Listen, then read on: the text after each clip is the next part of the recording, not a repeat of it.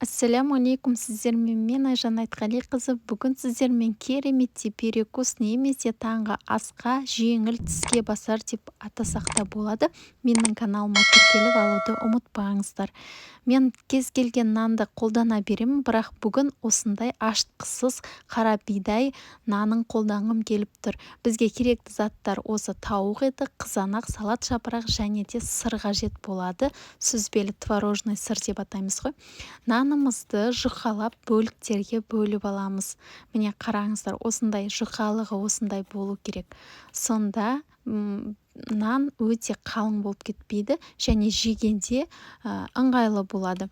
Менде дайын тауық төс еті, бұл дегеніміз дайын күйінде сатылады, пісіріп жатпайсыз, немесе сіздер пісірсеңіздер де болады, болмаса шұжық қоссаңыздар болады. Шұжық та дәмді шығады, сондықтан қалауларыңызша. Қызанақты да жұқалап, жуып, тазалап, осылай жұқалап бөліктерге домалақтап бөліп аласыздар, әдемілеп тұрып. Қияр қоссаңыздар болады, қызанақ қосқыларыңыз келмесе, яғни орнын ауыстыруға болады.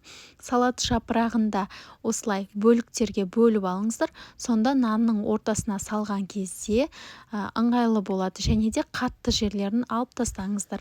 Міне салат жапырағында осылай бөліктерге бөліп алдым.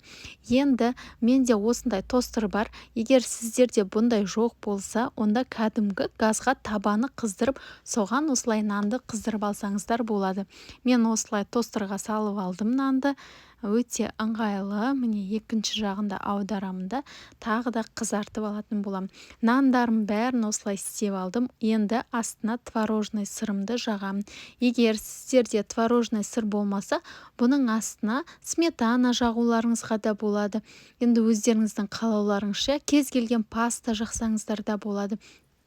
Осыны жағып болғаннан кейін мен салат жапырағын астына бірінші қойып шығамын. Осылай мол нан салсаңыздар да болады.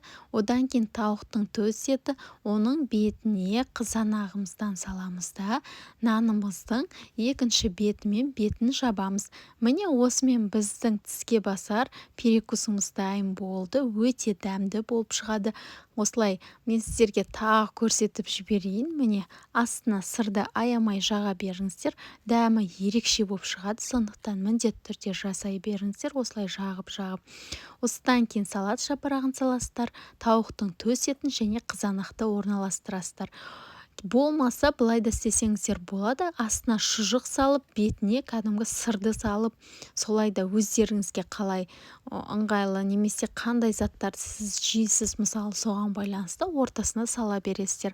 Осыдан кейін тостерімді қыздырамын да, тағы да екі жағын басып қыздырып алатын болам. Егер сіздерде тостер болмаса, табада қыздырып алсаңыздар болады. Осымен біздің таңғы асымыз немесе перекусымыз дайын болады. Бұны мектептегі балаларға салып жіберсеңіздер де, жұмысқа, таңғы асқа да, үйде де керемет болып шығады. Маған қатты ұнайды. Осылай жасап тұрам, сіздер де жасап көріңіздер. Қазір мен сіздерге бөліп көрсетейін. Наны қытырлап, сондай ерекше болып шығады. Міне қараңыздар, күшті болып шығады. Осылай жасап көріңіздер. Дәмі деген ерекше және де ерекше болып ұсынылады. Осымен рецепт дайын. Егер менің каналымдағы рецепттер сізге ұнап жатса, менің каналыма тіркеліп, жақындарыңызбен бөлісуді ұмытпаңыздар. Ас болсын.